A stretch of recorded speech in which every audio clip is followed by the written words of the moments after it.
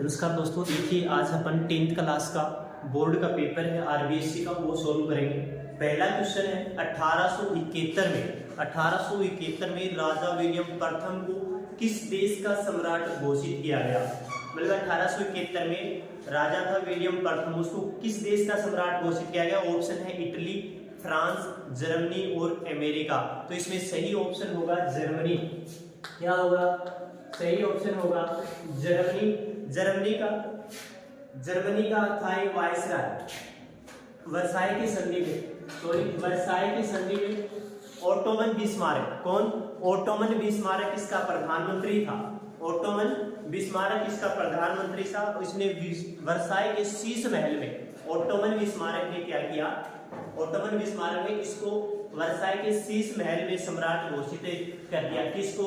William प्रथम को। कब किया? 1871 में। दूसरा क्वेश्चन है, देखिए द्वितीय विश्व युद्ध कितने वर्षों तक चला। सेकेंड वर्ल्ड वॉर है वो कितने वर्षों तक चला। ऑप्शन में 2, 4, 6, 8। तो सही आंसर होगा 6, क्योंकि सेकेंड वर्ल्ड वॉर है वो कब चला था? 1939 से 1945 तक चला था। वो कितना टाइम पीरियड हो गया बीच में? टाइम पीरियड हो गया 6 वर्ष का। कितने साल का? और ये दूरी राष्ट्र और मित्र राष्ट्रों के मध्य लड़ा गया था। जो ये युद्ध है ये किसके मध्य लड़ा गया था? दूरी राष्ट्र और मित्र राष्ट्रों के मध्य में। इसमें विजय किसकी हुई थी? मित्र राष्ट्रों की। और मित्र राष्ट्र कौन से थे? मित्र राष्ट्र थे अमेरिका, सोवियत संघ और इंग्लैंड। सोवियत संघ और इंग्लैंड। और दूरी राष्ट्र थे जर्मनी, इटली और जापान। लेकिन विजय किसकी हुई थी? जिस साइड अमेरिका था, मतलब मित्र राष्ट्रों की क्या हुई थी? इसमें विजय हुई थी। अगला क्वेश्चन है, बंगाल में देश की पहली जूट मिल पहली जूट मिल किस वर्ष प्रारंभ की गई। ऑप्शन है 1855, 1862, 1860 और 1872। सही आंसर है 1855। सही आंसर क्या है? 1855। कोलकाता के रिसर्डा जगह का नाम है। उस जगह पे क्या है? पहली जूट मिल स्थापित की गई थी। लेकिन भारत विभाजन के समय, बंगाल विभाजन के समय 1947 में जब विभाजन हुआ उस टाइम ज्यादातर मिलें कहाँ चली गई थी?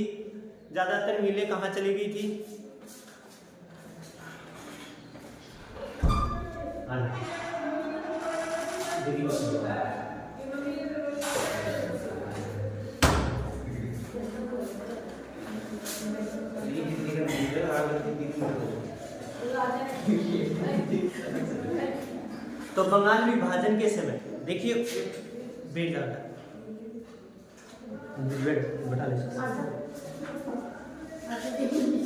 देखिए बंगाल में पहली जूट मिल कब स्थापित की गई? 1855 में स्थापित की। कब स्थापित की गई? 1855। लेकिन बंगाल विभाजन के समय क्या हुआ? बंगाल विभाजन के समय ज्यादातर मिलें कहाँ चली गई? बंगाल में मिलें तो कहाँ रहेगी? भारत में रहेगी। लेकिन जो उत्पादन क्षेत्र है वो कहाँ चला गया? बंगाल में चला गया। लेकिन इसका सही आंसर है 1855। क्वेश्चन है, बंगाल में देश की पहली जूट मिल किस वर्ष प्रारंभ हुई? 1855 में। कोलकाता का रिसड़ा नामक जगह पे क्या है? ये मिल लगाई गई थी। अगला क्वेश्चन है, भारत में सर्वप्रथम प्रिंटिंग प्रेस कहाँ स्थापित की गई? ऑप्शन में है महाराष्ट्र, बंगाल, बिहार और गोवा। प्रथम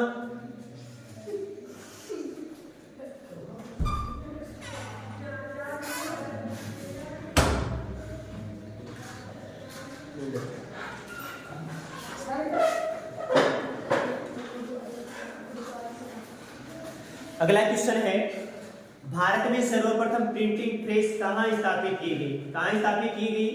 गोवा में की गई। तो ऑप्शन है महाराष्ट्र, बिहार, बंगाल और गोवा।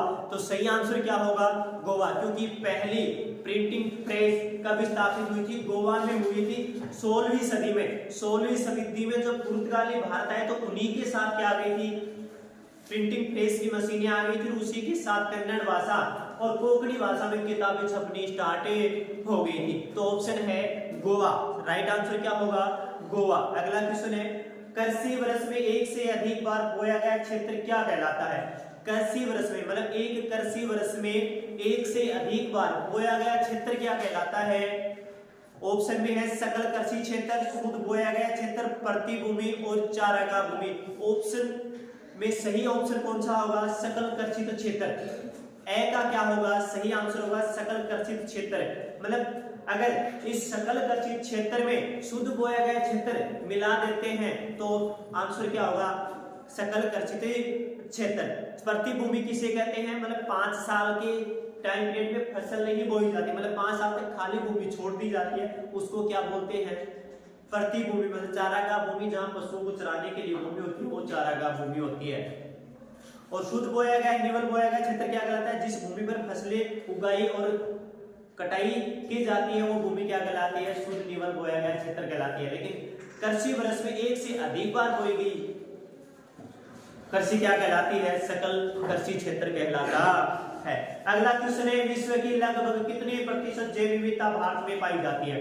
मतलब जैव विविधता क्या आती है, अपने पर्यावरण अपनी पृथ्वी पे जो वनस्पति जात और प्राणी जात पाए जाते हैं, इस बहुत से तरह के जीव पाए जाते हैं, उस तरह की भारत में कितने प्रतिशत है जैव विविधता पाई जाती है। ऑप्शन में है 7%, 8%, 9% और 10%। और आंसर सही क्या होगा, 8%। ऑप्शन में सही क्या होगा, 8%। सही ऑप्शन क्या होगा, 8%। और लगभग 16 लाख जैव विविधता पाई जाती है, मतलब 16 लाख प्रकार की क्या पाई जाती है, भारत में जैव विविधता पाई जाती है। अगला क्वेश्चन है, निम्न में से कौन सा उद्योग चूना पत्थर, सिलिका, जिप्सम को कच्चे माल के रूप में प्रयुक्त करता है। मतलब कौन सा उद्योग जिसमें कच्चा माल चाहिए ना किसी भी उद्योग को स्थापित करने के लिए, तो ये पूछा है कि कौन सा उद्योग कच्चा माल चाहिए जिसमें चूना पत्थर, सिलिका, जिप्सम को कच्चे माल के रूप में प्रयुक्त किया जाता है। मतलब ऐसा कौन सा उद्योग है जिसमें चूना पत्थर, सिलिका और जिप्सम को कच्चे माल के रूप में क्या किया जाता है, प्रयोग किया जाता है। तो इसमें सही होगा सीमेंट उद्योग। सही ऑप्शन में क्या होगा, सीमेंट उद्योग, क्योंकि सीमेंट बनाने के लिए चूना पत्थर, सिलिका और जिप्सम की जरूरत पड़ती है। ऑप्शन में एल्युमिनियम दे रखा है, प्लास्टिक दे रखा है और मोटर गाड़ी भी दे रखा है और दे रखा है सीमेंट। तो सही ऑप्शन क्या होगा, सीमेंट। एल्युमिनियम के लिए कच्ची धातु क्या चाहिए, बॉक्साइट चाहिए। प्लास्टिक के लिए सेलुलोज, कोयला, प्राकृतिक गैस वगैरह चाहिए। मोटर गाड़ी के लिए ऑटो पार्ट्स चाहिए जो लोहे के और प्लास्टिक के भी बन सकते हैं। अगला क्वेश्चन है, वायु परिवहन का राष्ट्रीयकरण किया गया। मतलब वायु परिवहन का राष्ट्रीयकरण का मतलब है सेंट्रल गवर्नमेंट का अधिकार हो जाना। तो वायु परिवहन है उस पर राष्ट्रीयकरण मतलब सरकार का अधिकार कब हुआ, किस वर्ष हुआ। ऑप्शन में है 1883, 1973, 1963 और 1953। सही आंसर होगा 1953। सही आंसर क्या होगा, 1953। सरकार ने वायु परिवहन का 1953 में क्या कर दिया था, राष्ट्रीयकरण कर दिया था। क्या कर दिया था, राष्ट्रीयकरण। और अंतरराष्ट्रीय स्तर पे जो वायु परिवहन की सेवाएं देती है वो कंपनी कौन सी है, एयर इंडिया।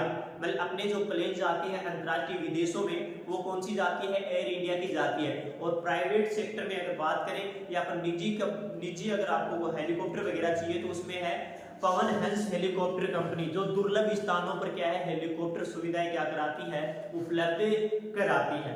अगला क्वेश्चन है, सामुदायिक सरकार की व्यवस्था किस देश में की गई। सामुदायिक सरकार क्या होती है, सामुदायिक सरकार क्या होती है, जिसमें कई भाषाओं और समुदायों के लोग मिलकर जिस सरकार को बनाते हैं वो क्या कहलाती है, सामुदायिक सरकार कहलाती है। अब ये पूछ रहा है कि सामुदायिक सरकार की व्यवस्था किस देश में की गई, तो पहला ऑप्शन है भारत, बेल्जियम, श्रीलंका और जर्मनी। आपने पढ़ा था चैप्टर में कि श्रीलंका और बेल्जियम इसमें से सामुदायिक सरकार की कहां स्थापना हुई, तो बेल्जियम। तो पहला ऑप्शन क्या होगा, इसका सही आंसर क्या होगा, बेल्जियम। अगला क्वेश्चन है, भारतीय संविधान में कंप्यूटर सॉफ्टवेयर निम्न में से किस विकल्प में आता है। मतलब कंप्यूटर सॉफ्टवेयर किस विकल्प में आता है। ऑप्शन में देखिएगा क्या दे रखे हैं, संघ सूची, राज्य सूची, समवर्ती सूची और अवशिष्ट विषय। मतलब ये कौन सी सूची का विषय है, कंप्यूटर सॉफ्टवेयर। तो संघ सूची जिसपे सेंट्रल गवर्नमेंट कानून बनाती है, और राज्य सूची जिसपे राज्य सरकार क्या बनाती है, कानून बनाती है, और समवर्ती सूची जिसपे राज्य सरकार भी बना सकती है और सेंट्रल गवर्नमेंट भी बना सकती है, और अवशिष्ट जो बच गए उस पे क्या है, दोनों बना सकते हैं। तो इसमें सही आंसर होगा कंप्यूटर सॉफ्टवेयर अवशिष्ट विषय है। मतलब इस विषयों में संघ सूची में और राज्य सूची और समवर्ती सूची में इसका विषय में शामिल नहीं है, अवशिष्ट विषय में आता है। तो ऑप्शन में क्या होगा, अवशिष्ट विषय, जो बाकी बचे हुए विषयों में क्या है, इसको शामिल किया गया है। अगला क्वेश्चन है, जाति को समुदाय का आधार मानने वाला व्यक्ति क्या कहलाता है? मतलब जो जाति को आधार मानेगा या जाति को ज्यादा मानेगा, जाति को समुदाय का आधार, वो समुदाय है उसको जाति का आधार मान लेता तो वो क्या कहलाता है? देखिए ऑप्शन में है धर्मनिरपेक्ष, जातिवाद, सांप्रदायिक और नारीवाद। तो सही ऑप्शन क्या होगा इसमें? जातिवाद होगा। सही ऑप्शन क्या होगा? जातिवाद, क्योंकि जाति को समुदाय का आधार मानने वाला व्यक्ति क्या कहलाता है? जातिवाद कहलाता है। धर्मनिरपेक्ष क्या कहलाएगा? मतलब किसी भी धर्म विशेष को विशेष न मानना, किसी भी धर्म को क्या नहीं मानना? विशेष नहीं मानना, किसी भी धर्म को क्या नहीं मानना? विशेष नहीं मानना, क्या कहलाता है? धर्मनिरपेक्ष कहलाता है। और सांप्रदायिक पूर्वाग्रह पर माने गई धारणा है, एक तरह की क्या माने है? पूर्वाग्रह पर मानी गई धारणा। और नारीवाद मतलब नारी को आर्थिक, सामाजिक और सांस्कृतिक दृष्टि से समान मानने वाला क्या कहलाता है? नारीवाद। लेकिन जाति को समुदाय का आधार मानने वाला व्यक्ति क्या कहलाता है? जातिवाद कहलाता है। तो सही आंसर क्या होगा? जातिवाद। अगला क्वेश्चन है, निम्नलिखित में से कौन सा लोकतंत्र से बेहतर शासन है? मतलब लोकतांत्रिक जो शासन है उससे बेहतर शासन की बात कर रहा है। ऑप्शन में है राजतंत्र, अधिनायक तंत्र, सैनिक शासन और इनमें से कोई नहीं। तो लोकतंत्र से बेहतर कोई भी शासन नहीं, इसमें से आएगा कोई नहीं, क्योंकि लोकतंत्र से बेहतर शासन नहीं हो सकता। तो इसमें सही ऑप्शन आएगा द। सही ऑप्शन क्या आएगा? द। अगला क्वेश्चन है, निम्न में से कौन सी एक असंगठित क्षेत्र से संबंधित गतिविधि है? असंगठित क्षेत्र, संगठित और असंगठित क्षेत्र होते हैं। संगठित क्षेत्र जो सरकार के अकॉर्डिंग काम करते हैं, मतलब सरकार के जो क्षेत्र होते हैं वो क्या कहलाते हैं? संगठित क्षेत्र कहलाते हैं। और असंगठित क्षेत्र कौन से कहलाते हैं? जो प्राइवेट सेक्टर में होते हैं, जिनका कोई संगठित नहीं होता, जिसपे नियमित रूप से कोई भत्ता वेतन नहीं मिलता, वेतन भी टाइम पे नहीं मिलता, कोई समय टाइम नहीं होती काम करने की। लेकिन अगर संगठित क्षेत्र है तो उसका टाइम पीरियड काम करने का फिक्स होगा, वेतन भी क्या होगा? फिक्स होगा। तो क्वेश्चन है, निम्न में से कौन सी एक असंगठित क्षेत्र से संबंधित गतिविधियां? विद्यालय में शिक्षक, कारखाने में श्रमिक, अस्पताल में डॉक्टर और दैनिक मजदूरी वाला श्रमिक। इसमें असंगठित क्षेत्र कौन सा कहलाएगा? दैनिक मजदूरी वाला श्रमिक, क्योंकि विद्यालय में शिक्षक क्या जाता है? टाइम टू टाइम जाता है, फिक्स उसकी सैलरी होती है, फिक्स उसका वेतन भत्ते होते हैं। कारखाने में श्रमिक काम करता है, उसके भी फिक्स टाइम होता है, फिक्स वेतन भत्ते होते हैं। अस्पताल में डॉक्टर के भी फिक्स वेतन भत्ते होते हैं। लेकिन दैनिक मजदूरी करने वाला कोई फिक्स नहीं होता, मजदूरी मिले तो मिले, नहीं भी मिले। अगला क्वेश्चन है, भारत में करेंसी नोट जारी कौन करता है? मतलब नोट जारी कौन करता है? आपकी पॉकेट में जो पैसा है, नोट है, वो कौन जारी करता है? ऑप्शन में है भारतीय रिजर्व बैंक, केंद्र सरकार, state bank of India, share बाजार। इसको केंद्र सरकार नहीं करती, ना स्टेट बैंक ऑफ इंडिया करता है, रिजर्व बैंक करता है। कौन करता है? भारतीय रिजर्व बैंक जो करेंसी को जारी करता है, मतलब जितने भी नोट है उनको जारी करने का काम कौन करता है? भारतीय रिजर्व बैंक करता है। अगला क्वेश्चन है, व्यापार अवरोधक के रूप में, व्यापार अवरोधक के रूप में आरोपित किया जाता है, मतलब व्यापार को रोकने के लिए या कम करने के लिए कौन सा ऑप्शन सही है?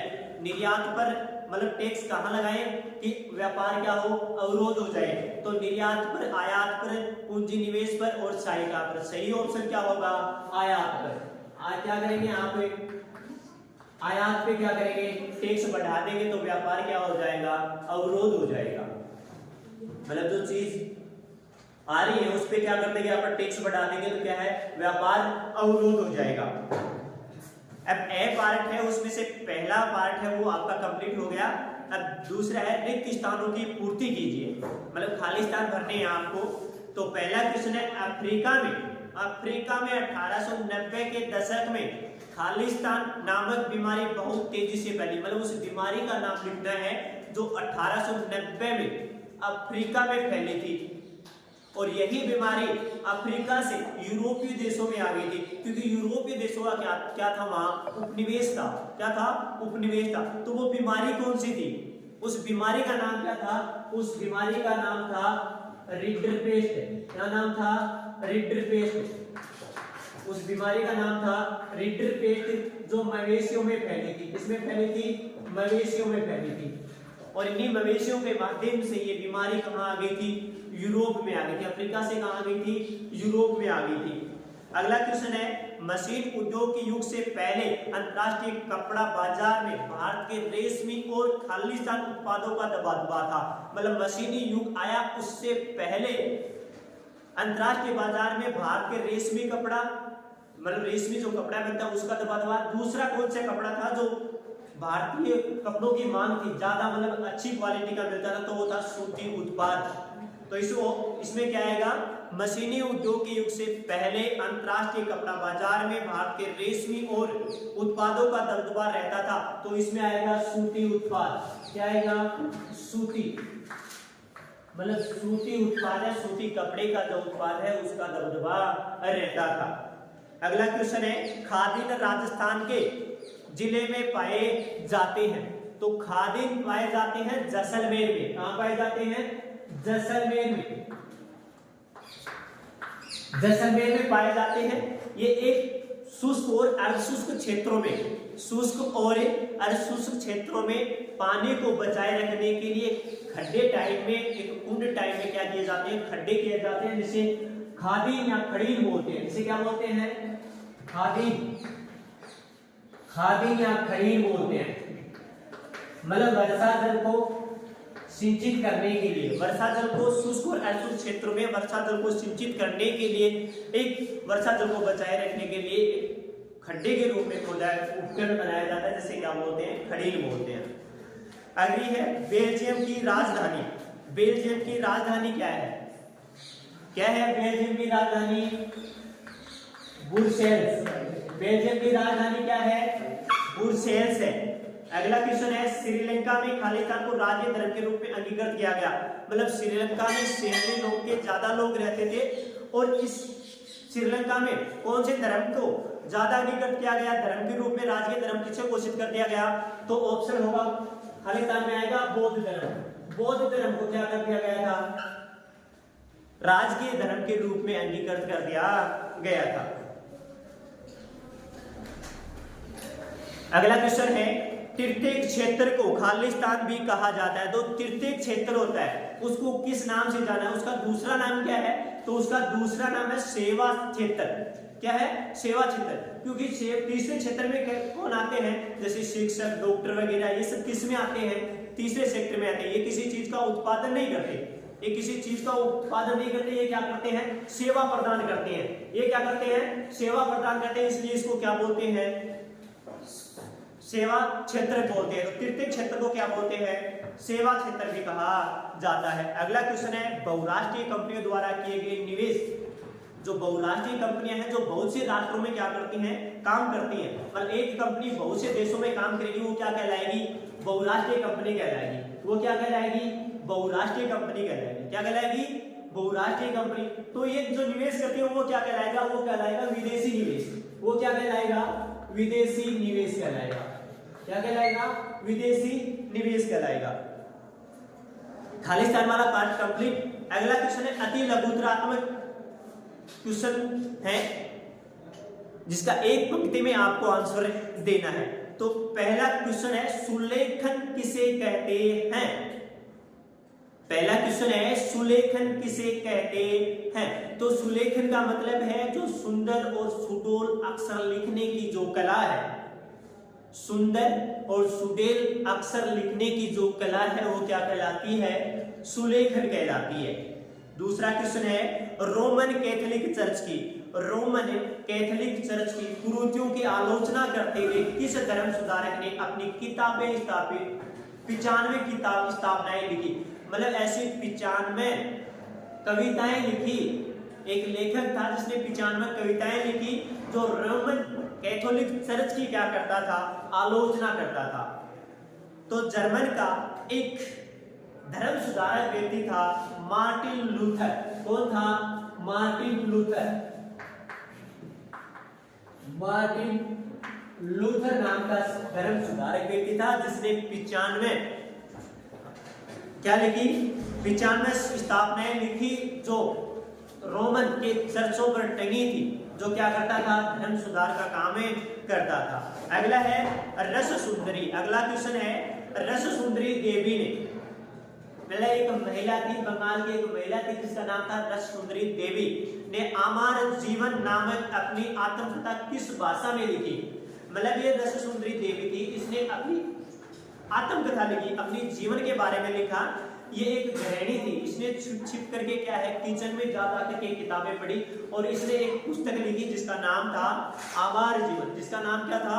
आभार जीवन। और यही आभार जीवन इसकी आत्मकथा थी। किस भाषा में लिखी गई? बंगाली भाषा में। किस भाषा में लिखी गई? बंगाली भाषा में। किस भाषा में लिखी गई? बंगाली भाषा में लिखी गई।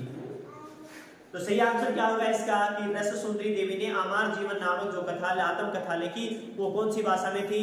बंगाली भाषा में थी। अगला क्वेश्चन है जैव विविधता क्या? मैं पहले भी बता चुका हूं जैव विविधता। तो पृथ्वी पर विभिन्न प्रकार के वनस्पति और जो प्राणी जात पाए जाते हैं उसे क्या बोलते हैं? जैव विविधता बोलते हैं। अगला क्वेश्चन है जल प्रदूषण के मुख्य कारण। जल प्रदूषण के बहुत से कारण हैं लेकिन अपने को दो ही कारण लिखने दे। तो उद्योगों से निकलने वाला अपशिष्ट जो पदार्थ है वो नदियों में बहा देना और अनेक प्रकार की कीटनाशक दवाओं का प्रयोग करना और फसली में क्या है मृत जीवों को फेंक देने से क्या होता है? जल प्रदूषित होता है। अगला क्वेश्चन है श्रीलंका में 1956 में श्रीलंका में 1956 में किस भाषा को राजभाषा घोषित कर दिया? क्योंकि जब श्रीलंका ने सिंहली भाषा को क्या कर दिया था? राजभाषा घोषित कर दिया था 1956 में। 1956 में जब श्रीलंका ने क्या है सिंहली भाषा के बोलने वाले लोग ज्यादा थे और उन लोगों को क्या कर दिया? राजभाषा घोषित कर दिया और बौद्ध धर्म को क्या है राज के धर्म के रूप में घोषित कर दिया। अगला क्वेश्चन है उन देशों के नाम लिखिए जिनकी सीमाएं बेल्जियम से लगती हैं। उन देशों के नाम लिखते हैं जिनकी सीमा किससे लगती है? बेल्जियम से लगती है। तो ये है बेल्जियम, एक यूरोपीय देश है। क्या है? यूरोपीय देश है बेल्जियम। बेल्जियम यूरोपीय देश है। तो इस बेल्जियम देश की सीमा किस देश से लगती है?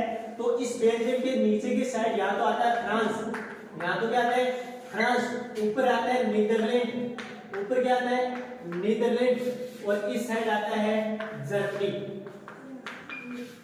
तो आंसर क्या होगा? फ्रांस, नीदरलैंड और जर्मनी। अगला क्वेश्चन है भारत में भूगोल संस्कृति जातीयताओं के आधार पर राज्यों का गठन किया गया। कोई एक मतलब ऐसे राज्यों का गठन किया गया जो भूगोल संस्कृति और जातियों के आधार पर राज्यों का गठन किया गया था।